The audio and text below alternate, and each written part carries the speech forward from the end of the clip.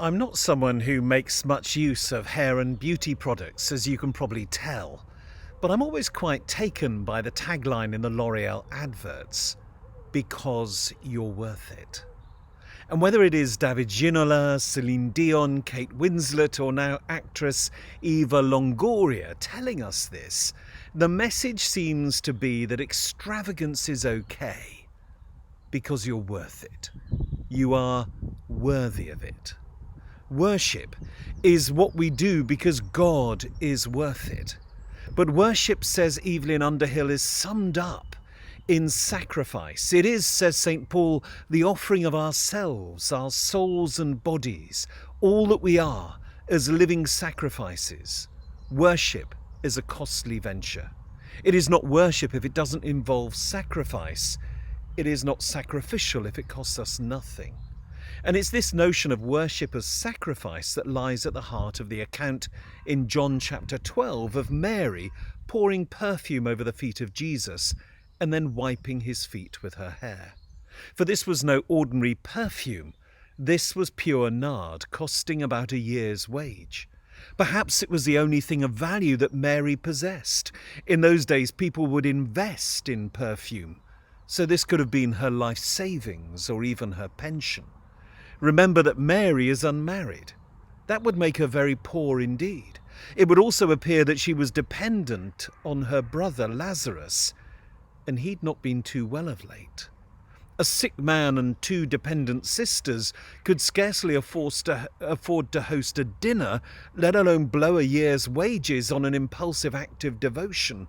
One can see why Judas was dismayed. In fact, he was indignant. Why was this perfume not sold and the money given to the poor? His is the voice of measured reason, the cold, calculating voice of a man who knew the cost of everything but the value of nothing. John, in his Gospel, is keen to tell us that Judas said this because he was a thief and he used to steal from the common purse. Was Judas just thinking about himself? For there is often something of that in some of what passes for worship these days. It's all about me. Did I get what I wanted out of the worship? Did it lift me, inspire me, make me feel good? Did it profit me? There is no room in worship for self-preoccupation, for worship takes us beyond that to a knowledge of God and ultimately to union with God. Mary's worship was never tainted with self-regard. She threw caution and prudence to the wind and embraced a more reckless abandonment.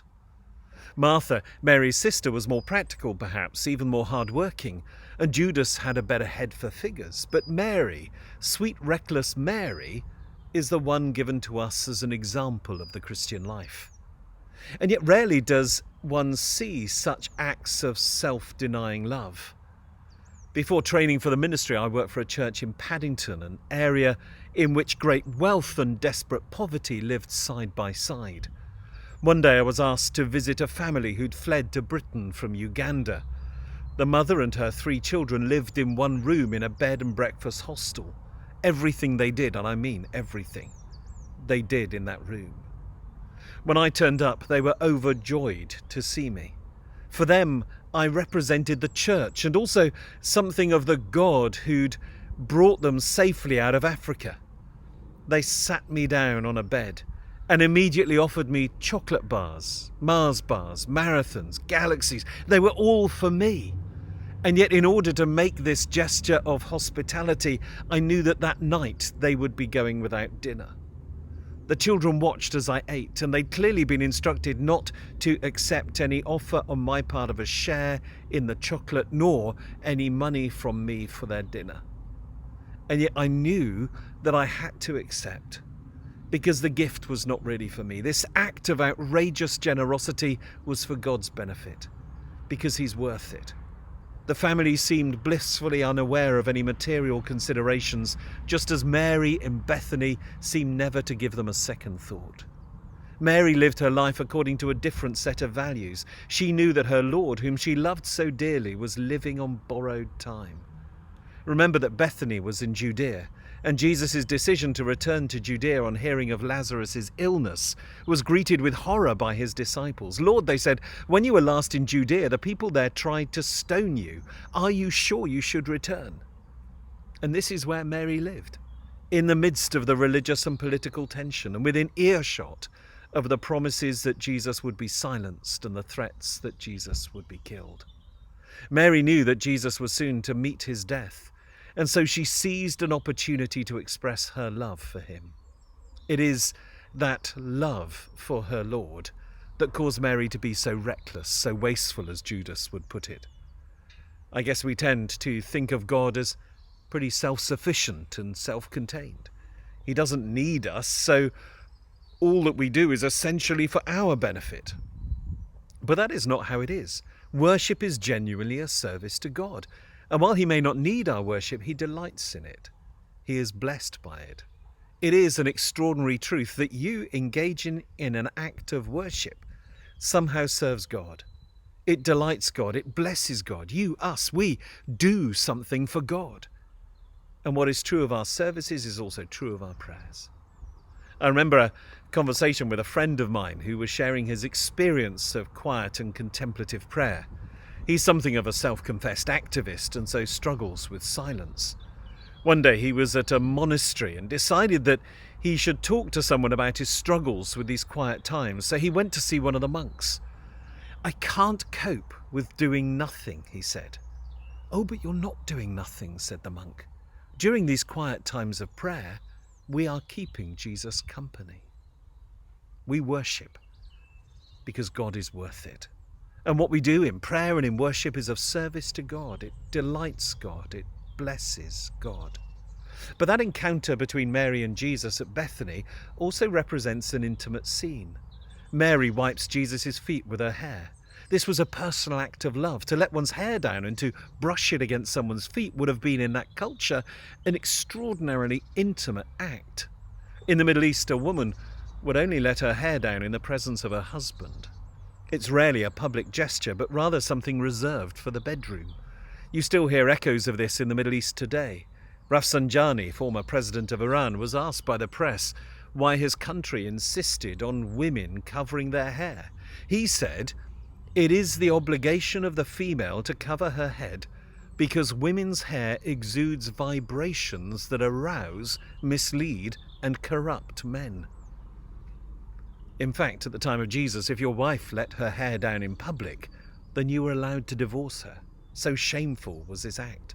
So this is an incredibly intimate scene. Something special was going on, something beautiful. Even John gets carried away and talks of the fragrance of the perfume filling the whole house.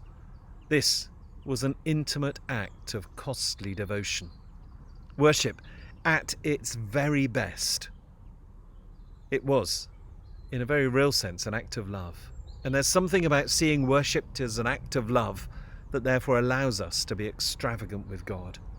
When I look back over my life, I realise that my greatest extravagances have really been motivated by love. One such occasion was again in that same year that before training for ministry I was working for a church in London.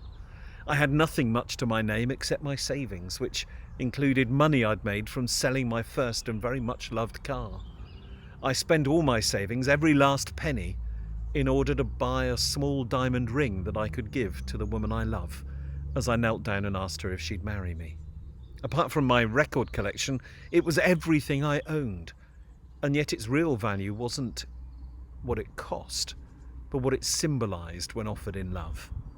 St. Cyril of Jerusalem once said, "Never forget that what gives value to a sacrifice is not the renunciation it demands, not what you give up, but the quality of love which inspired the renunciation." That reckless extravagance inspired by love should be the hallmark of our worship. It should underpin what we do when we come together as church. It should be the foundation of our Christian stewardship, of our giving to God.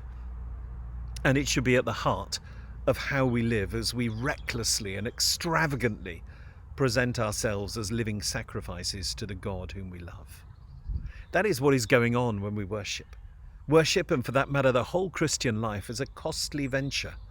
It is not worship if it costs us nothing.